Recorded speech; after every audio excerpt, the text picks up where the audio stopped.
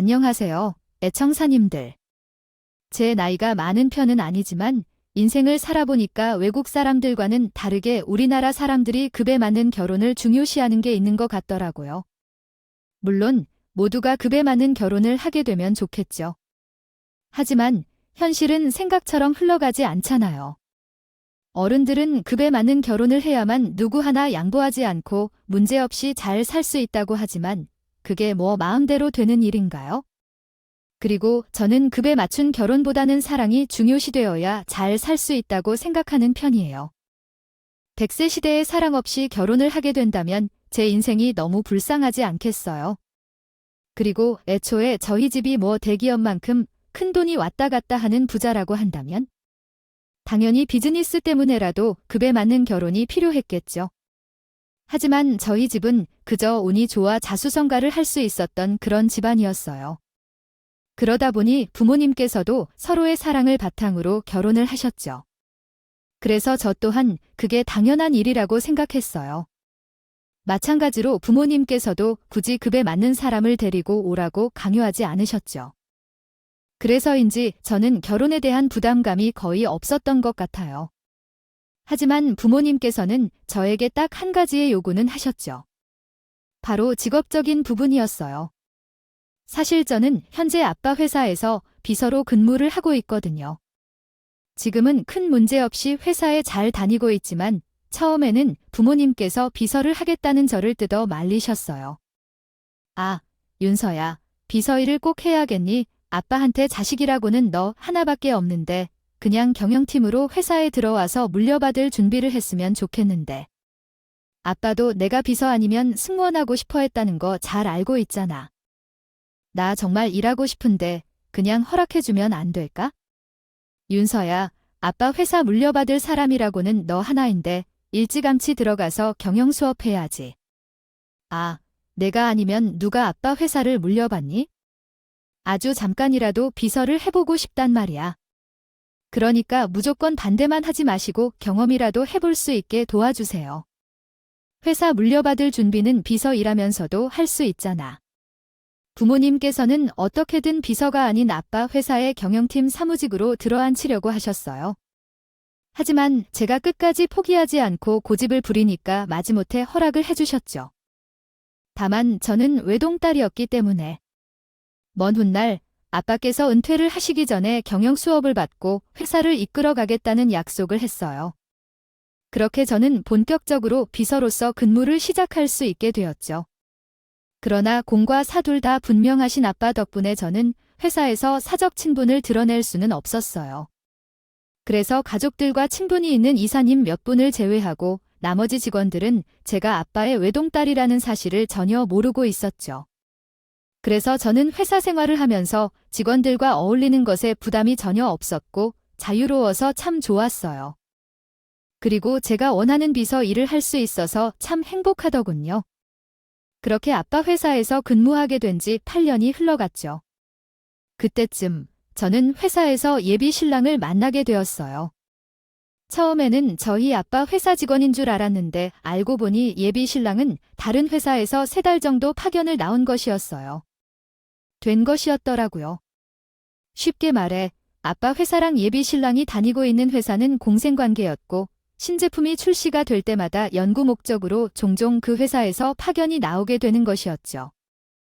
그리고 예비 신랑 회사에서 직원들이 파견 나오게 되면 보통 같이 일하는 사람들과만 소통을 하기 때문에 저는 마주칠 일이 거의 없었어요. 그런데 그때쯤 저는 예비 신랑과 함께 일하던 팀 사람들과 친분이 있었던 상황이었고 어쩌다 보니 함께 식사를 하게 되었죠. 그러면서 자연스레 예비 신랑이 소개받게 되었어요. 그때 저는 예비 신랑 앞자리에 앉아 식사를 하게 되면서 이런저런 이야기를 나누게 되었고 서로 친분이 생기게 되었죠. 그러면서 연락처를 주고받게 되었고 밖에서 몇 번씩 만나 술친구를 하다 보니 자연스럽게 연인이 될 수 있었죠. 옛말에 목깃만 스쳐도 인연 뒤라더니요. 정말이지 이런 식으로 인연이 되어버렸네요. 아빠 회사에서 파견 업무 때문에 잠시 근무했던 사람과 이렇게 인연이 될 줄 누가 알았겠어요? 물론 저희 두 사람이 나이 차이는 조금 있는 편이었기에 조금 걱정은 되었어요. 하지만 띠동갑만 넘지 않으면 되고 서로 잘 맞기만 하면 되지라고 생각했기에 큰 문제 없이 예비 신랑과의 만남을 이어갈 수 있었죠. 그렇게 우리 두 사람은 3년이라는 시간 동안 연애를 할 수 있었어요. 서로에게 콩깍지가 끼어 있었던 것인지 매일같이 하루도 빼놓지 않고 만나서 데이트를 했죠. 그런데 어느 날 주말에 우연히 예비 신랑과 데이트를 하다가 예비 시어머니와 마주치게 된 적이 있었어요. 갑자기 예비 신랑이 회사 팀원에게 요청이 와서 서류를 가지러 집에 갔어야 했거든요. 윤서야, 이 일을 어쩌지? 월요일에 급히 보고 올려야 할 서류가. 집에 가지고 와서 검토를 했었는데 회사 팀원이 그걸 받아야 다음 작업을 할 수 있다고 하네. 뭐라고 그러면 빨리 보내줘야 하는 거 아니야? 얼른 집에 가서 보내줘야겠네. 나는 여기서 택시 타고 가도 괜찮으니까 얼른 집에 가서 서류 보내줘. 회사 일 소홀히 하면 안 되잖아. 아니야. 굳이 데이트하다 말고 헤어질 필요까지는 없어. 팀원한테 서류 사진 찍어서 메일로 발송만 해주면 되는 거야? 그러니까 얼른 집에 다녀와서 우리 하던 데이트 마저 하자. 예비 신랑은 집에 도착한 후 저에게 차에 앉아 5분만 기다려 달라고 하면서 급히 아파트 안으로 뛰어 들어갔어요. 전 그 모습을 보고 나서 스트레칭이나 해야겠다 싶어 자에서 나와 몸을 이리저리 움직이고 있었어요. 그런데 약 5분 정도 흘렀을 때쯤 예비 신랑이 분리수거를 하겠다는 예비 시어머니와 함께 밖으로 나오더군요. 저는 정말 당황스러웠지만 최대한 밝게 웃으면서 예비 시어머니께 인사를 드렸어요. 그리고 예비 시어머니의 분리수거도 함께 도와드리게 되었죠. 어머니, 안녕하세요. 처음 뵙겠습니다. 현재 재영 씨와 교제하고 있는 이윤서입니다. 그래요. 아이고, 오밀조밀 예쁘게도 생겼네. 그런데 우리 채용이랑은 나이 차이가 좀 있어 보이는데 몇 살이에요, 네? 저는 재용 씨와 7살 차이나요. 어머니, 지금 분리수거 하시려는 거죠? 제가 좀 도와드릴게요. 아이고, 착하기도 해라. 그런데 분리수거까지 안 도와줘도 돼요? 그 예쁜 손으로 뭘 하겠다고 그래? 아니에요, 어머니. 저 평소에 부모님 심부름으로 분리수거 많이 해봤어요. 제가 좀 도와드릴게요. 같이 하면 빨리 끝나잖아요. 그날 저는 예비 시어머니를 뵙게 되면서 긴장을 많이 했었던 것 같아요. 발도 벌벌 떨면서 하고 분리수거를 도와드리면서도 실수를 많이 했죠. 하지만 다행히 그런 저를 예비 시어머니께서는 예쁘게 봐주셨어요. 그날 이후로 예비 신랑과 저녁에 데이트를 하고 있으면 예비 시부모님의 초대를 받기도 하고 아주 가끔씩은 예비 시어머니와 둘이 쇼핑을 가기도 했죠. 덕분에 저는 결혼도 안 한 상태에서 예비 시들께 왕래를 자주 하게 되고 예비 고부간의 정도를 미리 쌓아 놓을 수 있었어요. 그렇게 저는 예비 신랑과 2년 반 동안의 연인으로서의 시간을 보내게 되었죠. 그때쯤 예비 신랑의 승진 소식을 듣게 되었어요. 승진 소식이 있던 날 예비 신랑은 아주 신이 나서 저에게 전화를 해오더라고요. 윤소야, 나 오늘 부장으로 승진하게 됐어. 공고 보고 심장이 떨려서 말도 잘 안 나온다. 이게 무슨 일인지 나 아직도 어안이 벙벙해. 재홍 씨, 그게 정말이야? 진심으로 축하해. 그동안 회사에서 밤낮 없이 고생하더니 좋은 결과 있어서 다행이다. 사실 너 이번에는 승진 안 될 줄 알았거든. 회사에서 하는 프로젝트를 성공시키기는 했지만 아직 부정될 만큼의 경력이나 나이가 안 되어서 기대도 안 하고 있었는데 정말 뛸 듯이 기쁘다. 그래서 이렇게 말을 이곳에서 사용하는 건가 보다. 나 너무 신나. 나이나 경력이 뭐가 중요해. 능력이 좋으면 승진하는 것을. 재홍 씨가 부장이라니 정말 대단하다. 이렇게 기쁜 날이 그냥 넘어갈 수가 없지? 우리 저녁에 맛있는 거 먹자. 저는 예비 신랑의 승진 소식을 듣고 난 후 너무 기뻤죠. 그래서 제 일처럼 생각하고 파티까지 열어주면서 축하해줬어요. 그런데 예비 신랑이 승진을 하게 되면서 문제가 하나 더 생기게 되었어요. 예비 시어머니가 갑자기 저를 대하는 태도가 점점 변해가는 것 같았다는 건데요. 예비 신랑의 승진 소식이 있고 난 후 예비 시어머니는 어깨에 뽕이 잔뜩 들었던 것인지 결혼도 안 한 저에게 자꾸 오라가라 하시더군요. 그래도 예비 신랑과 연애할 때 자주 왔다 갔다 했으니 별로 반감은 없었지만 모호한 상황이 저주 연출되며 갑작스러운 상황에 저는 너무 당황스러웠어요. 그래도 어른이 말씀하시는 것이고 앞으로 미래의 고부사회가 될지도 모르니 몇 번은 내키지 않아도 따르게 되었죠. 그런데 제가 연락을 받고 예비시댁에 오고 가게 될 때마다 예비 시어머니가 계속 변해가는 게 몸소 느껴지는 거예요. 예비 신랑이 출장을 가게 되었던 어느 주말에 저는 집에 있다가 예비 시어머니의 전화를 한 통 받게 되었어요. 무슨 일인가 하고 받아보았더니 그날 저희 두 사람의 데이트가 없다는 것을 아시고 저에게 집으로 오라는 말씀을 하시더군요. 아까도 말씀드렸듯이 이때까지만 해도 저는 예비시댁에 왔다 갔다 많이 했었던 상황이었기에 그러려니 하면서 찾아갔죠. 그래서 기껏해야 점심이나 같이 먹자는 말씀이나 하시겠지라는 생각을 하면서 갔는데 그날따라 예비 시어머니가 저에게 은근히 갑질을 하기 시작하는 거예요. 아, 잠깐 집에 들어오지 말고 그거 들고 분리수거 좀 하고 와라. 오늘따라 쓰레기가 많이 쌓여서 말이야. 나는 식사 준비하고 있을 테니 좀 부탁해. 예, 어머니. 저 오늘 손님으로 온 거 아니었어요. 갑자기 분리수거를 하라고 하니 저 너무 당황스러워요. 어머, 얘 너무 말을 좀 섭섭하게 한다. 지난번에 보니까 이은서는 분리수거 참 잘하던데. 우리 사이에 이 정도는 해줄 수 있지 않니? 어차피 식사 준비도 멀었고 오늘 분리수거 아니니까 얼른 갔다 와. 그렇게 예비 시어머니는 저에게 분리수거를 하고 들어오라는 부탁을 하고 난 후 세간이 집 안으로 들어가 버렸어요. 저는 손님으로 예비시댁에 불려온 건데 당연하다는 듯 분리수거를 시킨다는 것이 너무 기분 나빴죠. 하지만 예비 시어머니가 항상 말끝마다 저를 딸처럼 생각한다는 말씀을 하셨기에 정말로 그렇게 생각해서 저를 편하게 대하시는구나 싶기도 하더라고요. 그래서 저는 이왕 예비시댁에 방문했으니 좋게 생각하자 싶어 분리수거를 하고 들어가게 되었어요. 그런데 기가 막히게 해도 식사를 차려주겠다던 예비 시어머니는 제 옆에 샐러드 하나만 차려놓는 거예요. 아니, 더 정확히 이야기를 하면 샐러드도 아니었죠. 그냥 양상추를 대충 썰어놓은 후 소스도 없이 바가지에 넣어가지고 오셨더라고요. 전 그 모습을 두 눈으로 보고도 도저히 믿겨지지가 않아서 예비 시어머니를 황당하다는 표정으로 바라보며 이야기를 했어요. 어머니, 아까 저한테 분리수거 통 쥐어주시면서 식사 준비하겠다고 하지 않으셨어요. 설마 이걸 먹으라는 건가요? 예, 주변 사람들에게 이야기를 들어보니까 그 비서들은 몸 관리를 빡세게 한다던데. 연서, 너도 다이어트 하고 있는 거 아니니? 그래서 오늘 점심은 내가 너를 생각해서 샐러드로 차려왔다. 다이어트를 하고 있기는 하지만 아무리 그래도 소스 없이 양상추만 썰어주면 어떻게 해요? 어머, 예, 소스도 많이 먹으면 살찌는 거야. 그리고 몸 건강을 위해서 소스 말고 이런 초록색 식물을 많이 먹어줘야 해. 맛없더라도 건강을 위해서 참고 먹자. 이때부터 저는 예비 시어머니의 말씀에 기분이 너무 안 좋았죠.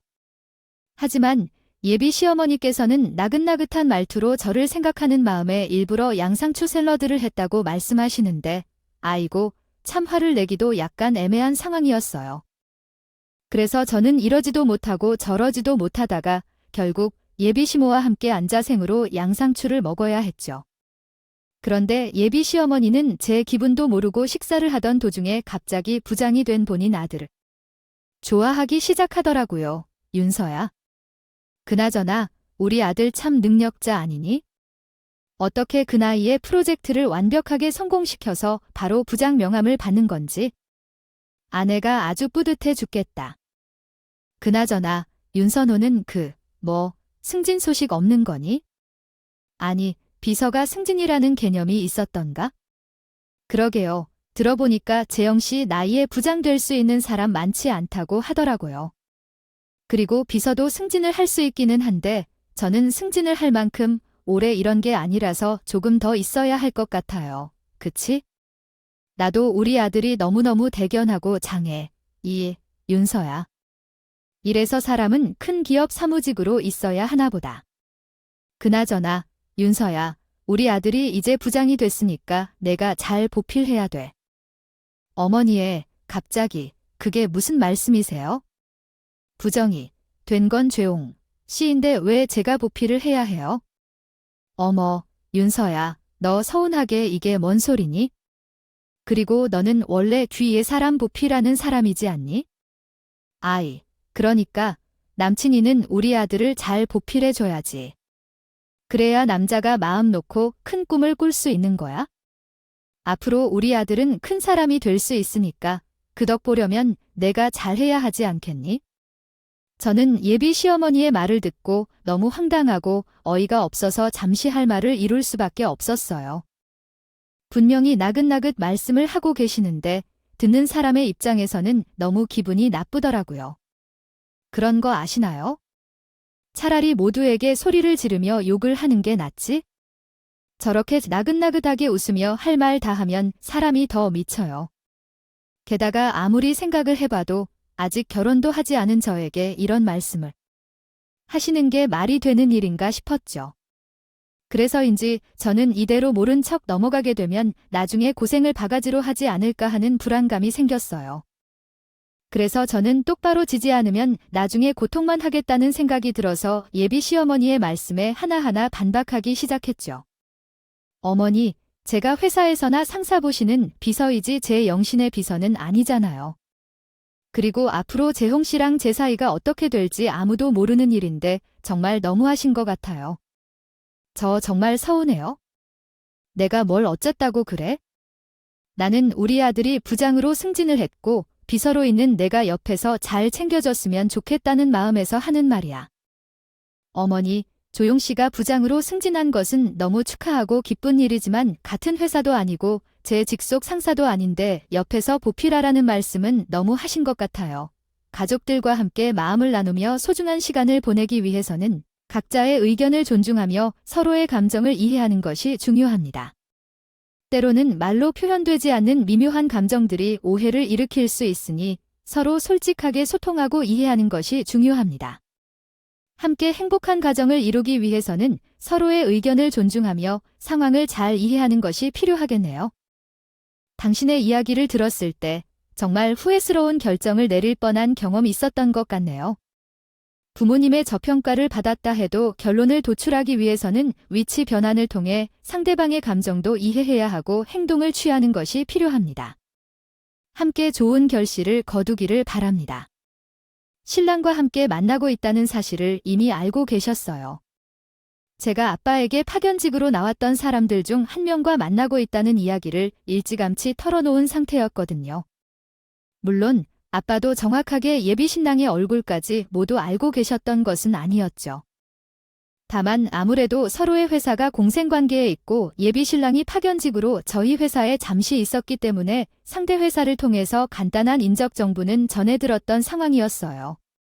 그리고 예비 신랑의 회사 사장님과 서로 친분이 있었기 때문에 아빠는 그쪽 사장님으로부터 예비 신랑이 일에 참 잘한다는 칭찬을 많이 들었다고 하더라고요. 그래서인지 아빠는 예비 신랑을 엄청 보고 싶어 하셨죠. 그러나 당시 저는 결혼에 대한 확신이 없었고 예비 신랑에게 아빠의 존재는 일부러 알리지 않고 있었기에요. 결혼할 때가 되면 그때 보여드리겠다고 하면서 지나갔어요. 그런데 일부러 의도했던 것은 아니지만 예비 신랑에게 아빠의 존재를 알리지 않는 것이 천만다행이라고 생각할 만한 그런 일이 생기게 되었죠. 사실 예비 시어머니와의 일이 있고 몇 주가 지난 중에 예비 신랑의 생일이 있었어요. 저는 그날 이후로 예비 신랑과의 관계를 좀 진지하게 고민하고 있기는 했어요. 예비 신랑과 만난 기간이 몇 개월 되는 것도 아니고 몇 년째 되어 가는데 쉽지 않은 결정이었어요. 어떻게 사람 마음을 무자르듯이 단번에 끊어낼 수 있겠어요? 완전히 마음을 정한 것이 아니었기 때문에 계속해서 만남을 이어가고 있던 상태였죠. 어떤 분들은 이런 저에게 결단력이 없다고 하실지도 모르겠어요. 하지만 예비 신랑을 사랑하고 있다 보니요. 쉽게 포기가 안 되더라고요. 그래서 확실하게 마음을 정할 때까지만 예비 신랑과의 만남을 이어가 보기로 했죠. 그리고 저는 예비 신랑 생일에 간단히 파티를 해줄 계획이 있었어요. 그런데 예비 신랑이 약속이 있던 생일날 오후쯤 저에게 전화를 해오더라고요. 윤서야, 좀 미안한데 나 오늘 야근이 생겨서 약속 못 지킬 것 같은데 어쩌지? 갑자기 회사에 비상에 걸려서 늦게까지 일을 해야 할 것 같아. 다 오늘 생일인데 생일까지 야근을 한다고. 아무리 비상이라고 해도 그렇지. 생일인 사람한테 야근을 시키는 게 어딨어? 정말 너무한다. 내일까지 공기관에 제출해야 할 서류들의 문제가 생겨서 그래? 이해 좀 해주라. 어쩔 수 없지? 아쉽지만 우리는 내일 보자. 그렇게 저희 두 사람의 약속은 취소가 될 수밖에 없었죠. 그러나 저는 예비 신랑의 생일을 이렇게 넘길 수 없다는 생각이 들었고 케이크와 도시락을 구매해서 예비 신랑 회사로 찾아가게 되었어요. 거리도 꽤 있는 편이었고 저도 퇴근 후라 몸도 마음도 지친 상태였지만 그래도 생일은 축하해줘야지 싶어서 설레는 마음으로 가게 되었죠. 하지만 저는 예비 신랑이 근무하는 회사 로비에 도착하자마자 도저히 이해되지 않는 모습을 두 눈으로 목격하게 되었어요.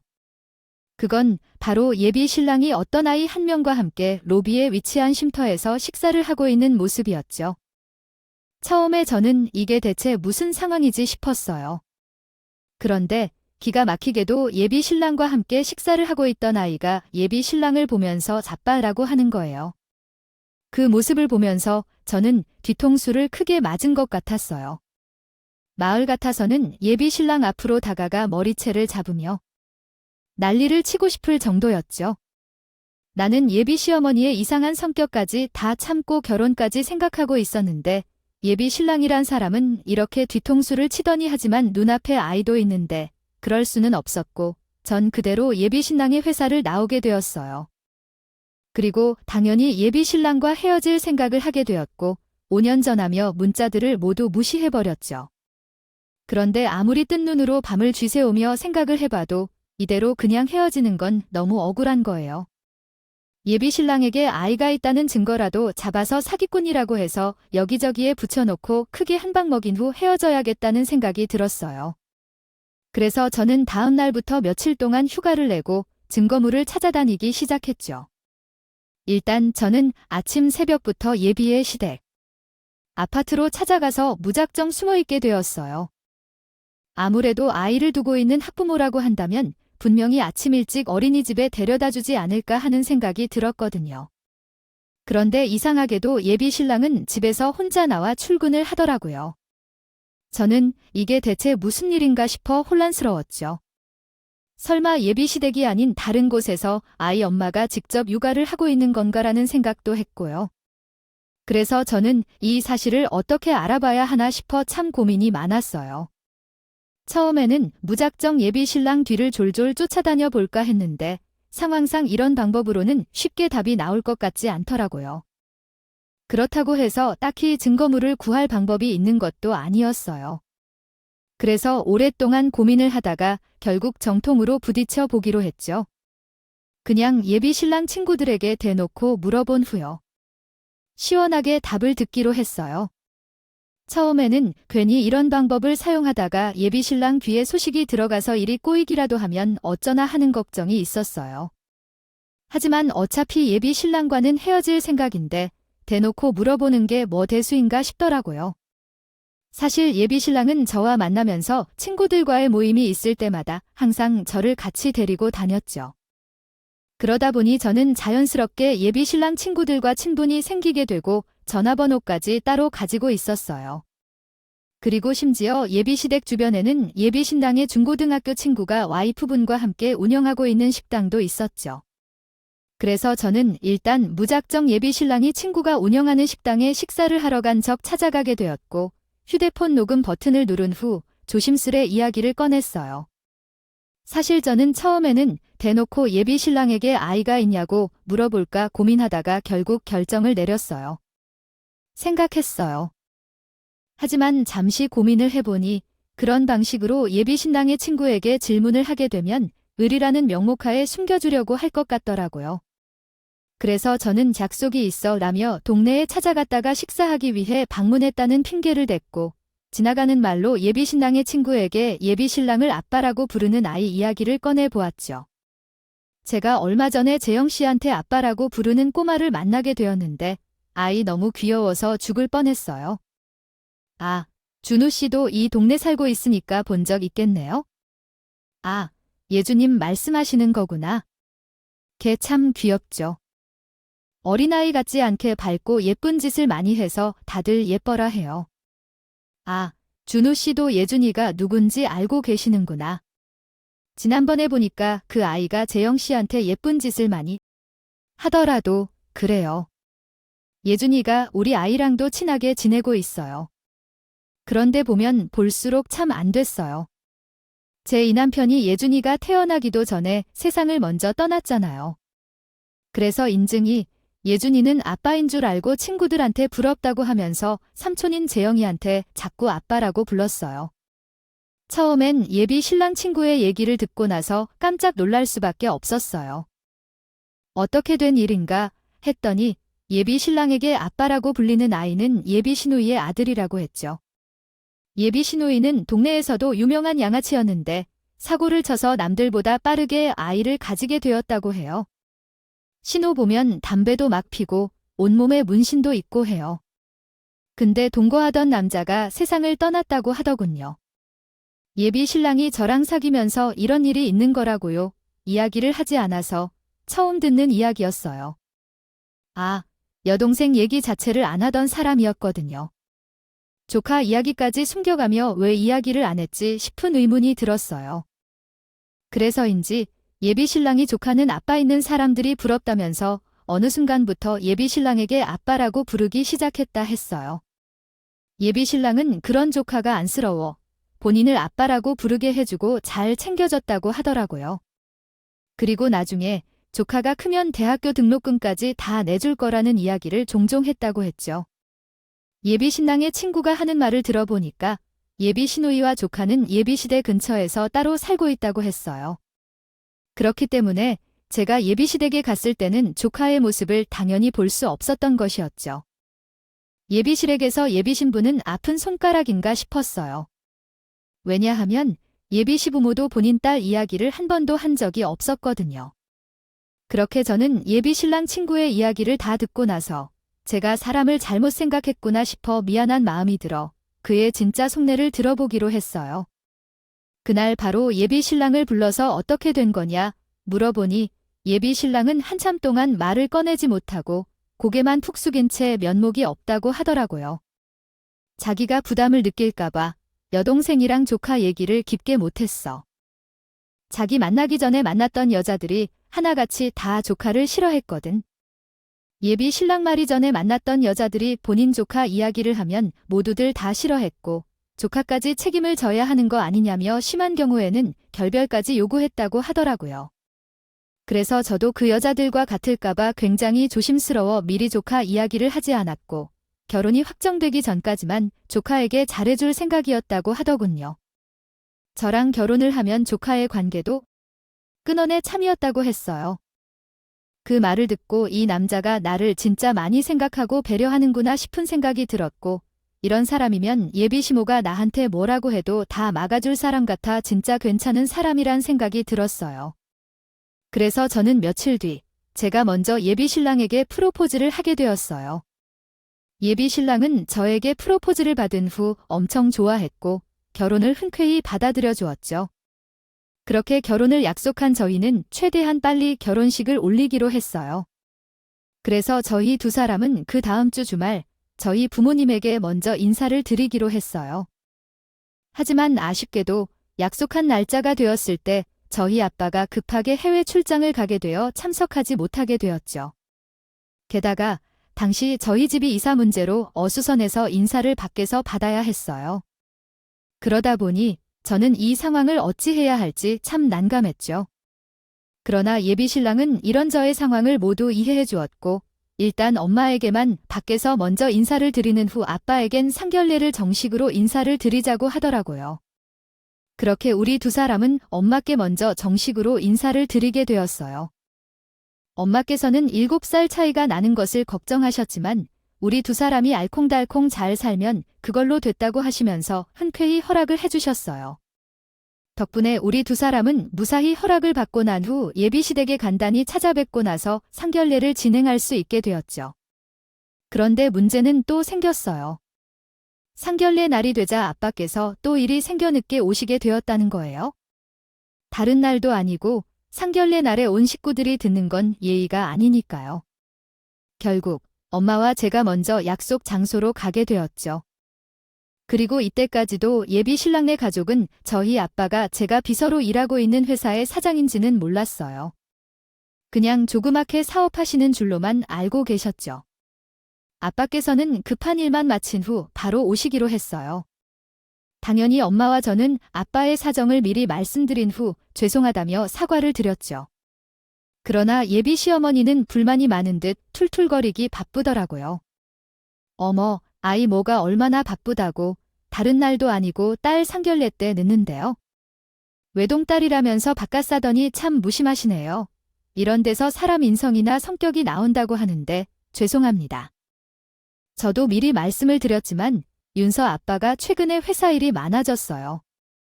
급한 일만 처리해놓고 바로 오겠다고 하했습니다. 신뢰를 범하게 돼서 너무 죄송합니다. 아니, 지난번에 우리 아들을 통해 들어보니까 인사드리는 자리에도 안 나왔다고 하더만요. 이 정도면 저희 아들을 무시하는 거 아닙니까? 아우, 그럴 리가요. 사돈, 오해하지 말아주세요. 지난번에는 해외 출장에 가서 어쩔 수가 없었어요. 오늘도 급한 일만 처리해놓고 금방 온다고 했으니 조금만 기다려주시면 너무 감사하겠습니다. 그래요, 엄마. 제가 충분히 다 설명드렸잖아요. 예비 시어머니의 말씀에 상견례장은 분위기가 확 가라앉게 되었어요. 저와 엄마는 갑작스러운 상황에 어쩔 줄 몰라 했죠. 어떻게든 분위기를 풀어보려고 애를 썼지만 예비 시어머니는 한참 동안 툴툴거리기만 했어요. 그러자 예비 신랑과 예비 시부는 많이 당황했는지 이리저리 눈치를 살피다가 급하게 예비 시어머니에게 그만하라면서 말리기 시작하더라고요. 덕분에 예비 시어머니도 좀 진정을 하고 잠잠해질 수 있었죠. 하지만 문제는 이게 끝이 아니었다는 거예요. 본격적으로 상견례가 시작된 후 결혼에 대한 이야기를 나누기 시작했을 때였어요. 그런데 갑자기 예비 시어머니 눈치도 없이 본인 아들 자랑만 늘어놓는 거예요. 사돈도 알고 계시는지는 모르겠지만 얼마 전에 저희 아들이 최연소 부장이 됐잖아요. 그래서인지 여기저기서 치카 선물들이 아주 쏟아져 들어온다니까요. 저도 이야기 들었습니다. 그나저나 저도 승진 축하 선물을 하나 해줬어야 하는데 요즘 이사 때문에 정신이 없다 보니 놓쳐버렸네요. 아니에요. 장모님, 엄마가 요즘 기분이 좋아서 그런지 오버하시는 거예요. 저는 이렇게 결혼 허락해 주신 것만으로도 너무 감사합니다. 결혼 허락은 당연한 건데 뭐가 감사해. 사돈 이해가 이렇게나 이해가 바르다니까요. 사실 말씀드릴 기회가 없었지만 저희 아들이 부장되고 나서 능력자라는 소문이 났는지 여기저기 선자리가 많이 들어왔었어요. 그런가요? 이 서방이 나이에 비해 일찍 승진한 것 같기는 하더라고요.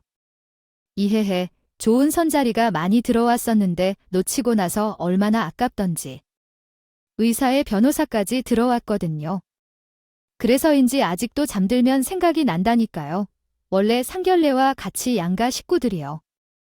모이는 중요한 자리에서는 상대방 칭찬을 하는 게 기본적인 예의잖아요. 그런데 예비 시어머니가 자꾸 눈치 없이 구니까 엄마는 약간 기분이 상하신 듯 보였죠. 저 또한 예비 시어머니의 이야기를 듣고 점점 더 표정 관리가 안 되더라고요. 상황이 점점 더 악화되자 예비 신랑은 많이 당황했던 것인지 막무가내로 나오는 예비 시어머니를 어떻게든 말려보기 위해 애를 썼어요.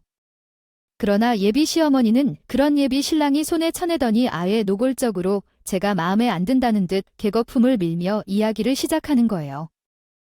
사돈도 아시겠지만 급에 안 맞는 자식 결혼은 웬만하면 안 시키고 싶지 않나요? 저도 솔직히 능력 좋은 우리 아들 그 배 맞는 사람에게 보내고 싶은 마음이 굴뚝 같네요. 현재 사돈 말씀은 저희 딸 능력이 떨어져서 급에 맞지 않아 며느리로 인정하고 싶지 않다는 말씀이신 건가요? 여기까지 와서 그런 말씀하실 거면 뭐하러 상견례 자리를 만드셨나요? 사실 윤서가 저희 아들에 비해 급 떨어지는 며느리감인 건 맞지 않나요? 요즘 세상의 의사도 아니고 격 떨어지게 비서가 뭔가요? 비서 따위한테 보내려고 아닙니다. 사돈 말씀이 너무 지나치신 것도 아닌가요? 저희 딸도 이서방 못지않게 능력 좋습니다. 이름 있는 학교 나와서 기업 대표 피서직으로 있다고요? 이 정도면 저 있어도 의사나 변호사 충분히 만날 수 있어요. 엄마는 화가 나서 예비 시어머니 이야기에 하나하나 반박하기 시작했지만 그때까지 아빠의 존재는 이야기하지 않으셨어요. 그리고 예비 시어머니를 보면서 그럼 애들 결혼 안 시키는 것으로 알고 자리에서 일어나면 되겠냐는 이야기를 하시더라고요. 엄마의 말씀에 저와 예비 신랑은 당황해서 눈치만 봐야 했고 예비 시어머니도 손을 내저 오면서 자리에서 일어서려는 엄마를 급하게 막으셨어요. 아니, 누가 결혼을 안 시킨다고 합니까? 저는 그냥 아쉬움에 늘어놓는 말이에요. 이제 보니 사돈도 성격이 참 급하시네. 지금 사돈이 하시는 말씀은 제 딸이 마음에 들지 않는다는 거잖아요. 저는 그런 집에 귀한 저의 딸 시집 보내놓고 두 발 뻗고 못 찰 것 같은데요. 두 사람이 좋아 죽겠다는데 부모된 입장에서 마냥 반대할 수는 없지 않겠어요. 들어보니 바깥 사돈이 조그만 사업하고 계신다고 하더라고요.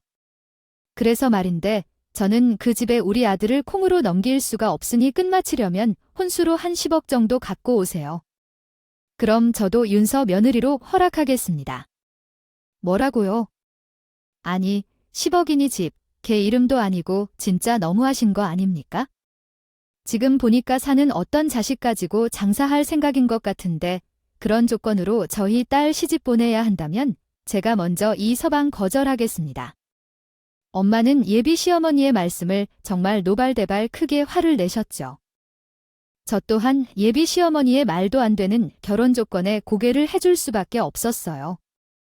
마찬가지로 예비 신랑은 물론이고 기에 눌려서는 예비 시부까지 황당한 표정을 하고서 예비 시어머니에게 10억을 요구하는 게 말이나 되냐며 어찌할 바를 몰라 했죠.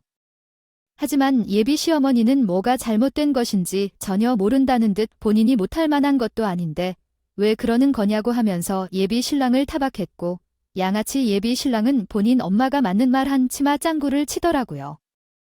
그리고 그때쯤 기다리고 기다리던 저희 아빠가 상견례장에 등장하게 되었어요. 아무래도 아빠는 밖에서 모든 이야기를 들으신 것인지 기분이 매우 안 좋으신 듯 했죠. 그리고 아빠가 나타나자 예비 신랑은 다음번에 아빠가 누군지 알아본 듯 안절부절 못하더군요. 아니, 혹시 제가 몇 년 전 파견 나갔던 우리 회사랑 공생관계인 화장품 회사의 대표님 아니신가요? 맞네, 자네가 생각하는 대표가 바로 나일세. 그리고 우리 회사에서 내 비서로 일하고 있는 윤서가 내 딸이고 대표님이 그럼 제 장인어른 되실 분이신 건가요? 예비 신랑은 아빠가 회사 대표라는 것을 알고 나서 많이 놀랐는지 눈이 2배로 커져서 앉아요. 그러나 아빠는 문 밖에서 예비 시어머니와 나누는 이야기를 모두 들으셨던 것인지 화가 잔뜩 난 표정으로 큰 소리를 치기 시작했죠. 누가 자네 장인어른인가? 나는 아직 자네를 내 딸 남편으로 허락하지 않았네. 그리고 만약 10억 조건으로 내 딸을 시집 보내야 한다면 나도 아니 결혼은 없었던 일로 할 거 있어요. 장인어른, 그건 저의 엄마가 실수를 한 겁니다.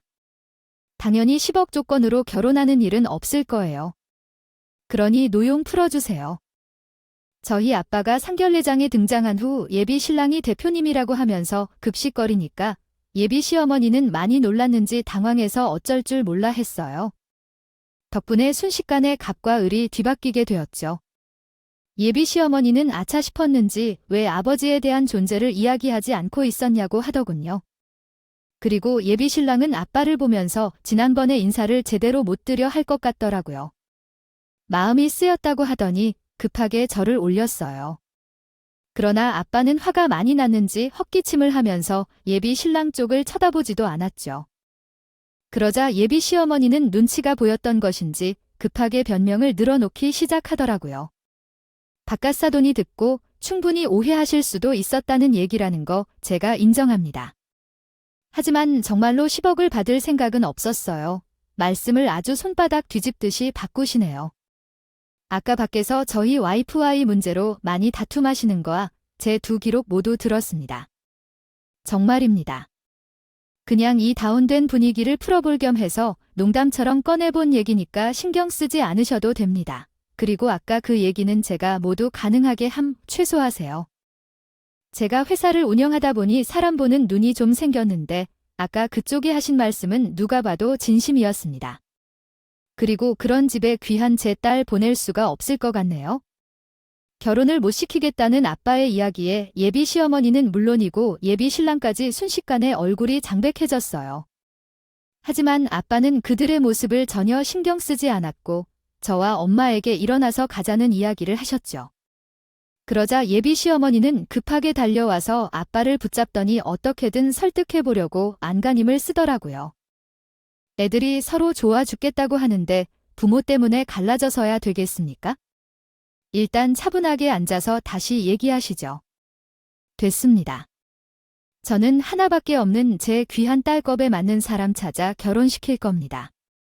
그러니 귀의하신 부장 아드님도 급에 맞는 사람 데려다 앉혀놓고 원하시는 10억 받아내 결혼시키시죠. 저 윤서랑 절대 못 헤어집니다. 제발 또 왜 움푸시고 용서해주세요. 허락만 해주신다면 제가 평생 윤서를 떠받들고 살겠습니다. 아니, 우리 윤서야, 자네 집에 시집 보낼 수 없을 것 같네. 보나마나 가서 개고생만 할 게 뻔한데 어떤 부모가 그런 집에 시집을 보내고 싶겠어. 두 사람은 어떻게든 저희 부모님을 설득하고자 했어요. 그러나 저희 부모님은 실망감이 크셨는지 단호한 말투로 결혼을 못 시키겠다는 말씀을 하셨죠. 저 또한 급에 맞는 결혼을 찾으면서 10억을 요구하는 집안에는 시집을 가고 싶지 않았어요. 그래서 그대로 부모님을 모시고 밖으로 나가려고 했죠. 그러나 예비 시어머니는 도저히 포기가 안 되는 것인지 끝까지 저희 가족들을 붙잡더라고요. 사돈 10억 이야기는 제가 경솔했습니다. 그냥 저희 아들이 더 좋은 곳에 장가를 갈 수 있는데 비서인 윤서를 데리고 오니까 저도 모르게 그런 소리가 나왔네요. 제가 이렇게 두 손 모아 빌 테니 애들 결혼만은 허락해 주시면 안 되겠습니까? 걸세요. 저희는 이미 이 결혼 안 시키기로 마음 먹었습니다. 그러니까 그냥 포기하시죠. 애들이 저렇게 좋다는데 제발 한 번만 봐주세요. 결혼만 허락해 주시면 절대 죽어도 시집살이 안 시키겠습니다. 만약 못 믿으시겠으면 제가 애들 결혼하는 대로 아무도 모르는 지방에 가서 살 테니 제발 노여움 풀어주세요. 예비 시어머니는 정말로 아빠 앞에서 두 손을 모으고 싹싹 빌었어요. 이런 모습의 부모님은 결국 저희 두 사람의 결혼을 허락해 주셨어요. 덕분에 저희 두 사람은 무사히 결혼식을 올리고 부부가 될 수 있었습니다. 있었어요. 그리고 시어머니는 상견례 때 부모님 앞에서 약속했던 것처럼 저에게 조금도 시집살이를 시키지 않더군요. 게다가 시댁에 찾아갈 때마다 직접 나서서 식사도 차려주시고 이리저리 제 눈치만 보기 바쁘시죠. 덕분에 저는 시어머니를 꽉 잡고 편한 마음으로 행복한 결혼 생활을 하고 있답니다. 사실 저는 상견례 때 시어머니가 내뱉는 말을 듣고 나서 이 결혼 결국 못하게 되겠구나 생각했었어요. 하지만 아빠 덕분에 10억 문제도 깔끔하게 해결되고 편한 결혼 생활을 하게 되다니 정말 꿈만 같네요. 역시 인생은 살아봐야 알 수 있다는 그 말 정말 맞나 봐요. 부장으로 승진된 아들 옆에 비서 며느리 별 볼 일 없다면서 개거품 물던 시어머니가 저에게 이렇게 안달복달하게 될 줄 누가 알았겠어요. 시어머니는 본인이 눈치만 보고 있으니 억울하다고 생각할 수 있겠지만 이게 바로 자업자득이 아닐까 싶어요. 애초에 급을 나누지 않고 현실적인 결혼 조건을 내세웠다면 지금 이렇게 눈치 보며 살 이유도 없었겠고 연애 시절 때처럼 저랑 좋은 사이로 지낼 수 있었을 텐데. 숲을 못 보고 나무만 본 시어머니가 저도 참 안타깝다 생각이 들고 시어머니가 저희 아빠에게 싹싹 빌던 모습이 아직까지도 애잔하다 생각이 들어요. 그리고 시어머니는 억울할지 몰라도 최소한 저는 속이 아주 시원했고 당당하게 살고 있습니다. 지금까지 보잘것없는 제 결혼 스토리 끝까지 들어주셔서 감사하고요. 앞으로 날씨가 많이 더워질 텐데 모두들 건강 조심하시고 가정에 행복이 가득하시기를 바라겠습니다.